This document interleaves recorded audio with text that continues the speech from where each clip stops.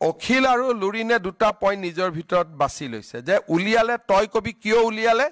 আৰু নুলিয়ালে তই কবি কিয় নুলিয়ালে বুলি এতিয়া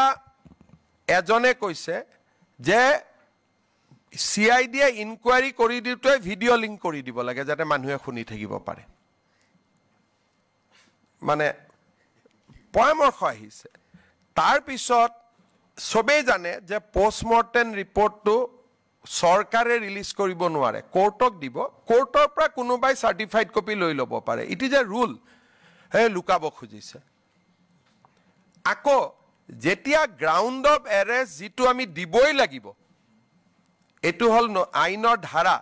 যে যেতিয়া এজন মানুহক গ্ৰেপ্তাৰ কৰা হয় গ্ৰেপ্তাৰৰ কাৰণখিনি আমি ফ্যামিলিক দিবই লাগিব লিখিতভাৱে তেতিয়া আকৌ কৈছে যে গ্ৰাউণ্ড অফ এৰেষ্টটো কিয় ৰিলিজ কৰি দিলে আমিতো ৰিলিজ কৰা নাই আমি ফ্যামিলিৰ মানুহকে দিছো এজনে কৈছে পোষ্টমৰ্টেমটো কিয় ৰিলিজ কৰা নাই এজনে কৈছে ইনকুৱাৰী ইমান কথা বাহিৰত কেনেকৈ আহিছে আৰু এজনে কৈছে গোটেইটো ভিডিঅ' কৰি দেখাই থাকিব লাগে তেনে কোনফালে যাব যদি সকলো কথা মুকলি কৰি দিও তেতিয়ালে আপোনালোকে ক'ব যে মৃত ব্যক্তিজনক লৈ কিয় আলোচনা হৈছে কাৰণ ইনভেষ্টিগেশ্যনতটো কথা বতৰাবিলাকটো পুৰা খোলাখুলিকৈ মানুহজনে ক'ব লাগিব আকৌ যদি নিদিও কয় চৰকাৰে লুকাইছে একাৰণে এই ইনভেষ্টিগেশ্যনটো পুলিচৰ ওপৰত বিশ্বাস কৰিব লাগিব জাষ্টিস সৌমিত্ৰ শইকীয়াৰ ওপৰত বিশ্বাস কৰিব লাগিব তেতিয়া তাক আমি গৈ এটা লক্ষ্যত পামগৈ কিন্তু যদি মিডিয়া আৰু পাব্লিকে এটো চলাই থাকিব খোজে এটোতো কোনো ফালে নোলাবগৈ এটা বিপদটো হৈছে এটো আৰু কেতিয়াবা আপোনালোকে অখিল আৰু লুৰিনক জুবিনৰ হৈ চিন্তা কৰা দেখিছিল নেকি লুৰিনজ্যোতি গগৈৰ ওপৰত জুবিনে যিকেইটা কমেন্ট দি থৈ গৈছে তাৰ পিছততো তেওঁ নিজে দূৰত থাকিব লাগে কি কৈছিল ফটোৱা পাৰ্টি বুলি কৈছিল ন বিজুস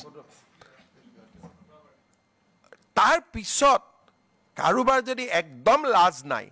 হিহে বিলাকত সোমাব যাৰ একেবাৰে লাজ নাই যে মই লাজ তাজ একো নাই মোৰ নাক টাক মই অলৰেডি কোনে নাক কাটিছিল খুপৰ নাখায় নে কোনে বোলে খুপৰ নাখায় মোৰ নাক কাটি থৈ দিছে গতিকে মোৰ কোনো ৰাস্তা নাই নাক টাক নাই মই জপিয়াই পৰিম এই ধৰণৰ কথা আৰু দুনিয়াৰ সবৰে ওয়াইফৰ কথা কৈ আছে মই কাবাৰ গাৰ্লফ্ৰেণ্ডৰ কথা ক'ব গৈছো নেকি তেওঁতো শ্যামকানু মহন্তৰ ঘৰত গৈ পাৰ্টি কৰি আছিল মইতো ক'ব যোৱা নাই কাৰো গতিকে সবৰ বিষয়ে যিহেতু শ্যামকানু পুলিচৰ লগত আছে গোটেইখিনি আছে গতিকে মই যদি সবৰ বিষয়ে ক'ব যাওঁ এটো মহাভাৰত হৈ যাবগৈ কিন্তু এইটো কথা ঠিক যে যদি জীৱিত কালত জুবিনে শ্যামকানুৰ লগত ফটো উঠিছিলে বা জুবিনেৰে যদি সিদ্ধাৰ্থৰ লগত ফটো আছে তলে বাকিটো মানুহৰ থাকাটো কোনো স্বাভাৱিক কালিৰ পৰা মই দেখিছো আছুটোকো এৰি দিয়া নাই তেওঁ দুদিন আগত কিবা কৈ আছিলে কালি তেওঁক ধৰে দুদিন আগত এওঁ কিবা কয় তেওঁৰ ফটোখন হৈ যোৱাত এইজন ঠাণ্ডা হৈ যায় আকৌ তেওঁ মনে মনে হৈ যায় এখন কিবা অদ্ভুত হৈ থকা নাই জানো ফটো এখন পালে একদম তাত আৰম্ভ কৰি দিয়ে কালিলৈকে বোলে ৰঙালী কিয় পইচা দিছে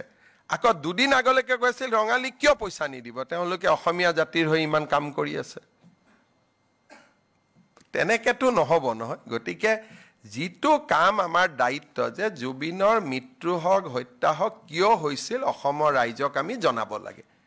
সেই দায়িত্বটোহে আমাৰ দায়িত্ব তাৰ মাজত কোনে কেতিয়া 80 চনত কাৰ লগত ভাল আছিল 82 চনত কাৰ লগত ভাল আছিলে 90ত কাৰ লগত ভাল আছিল তেনেকে কলেতো শ্যামকানুৰ মোবাইলটো খুলি দিলেতো কাৰো একোৱে নোহোৱা হ'ব কাৰণ তাৰ কামে আছিল সবৰ লগত ফটো উঠা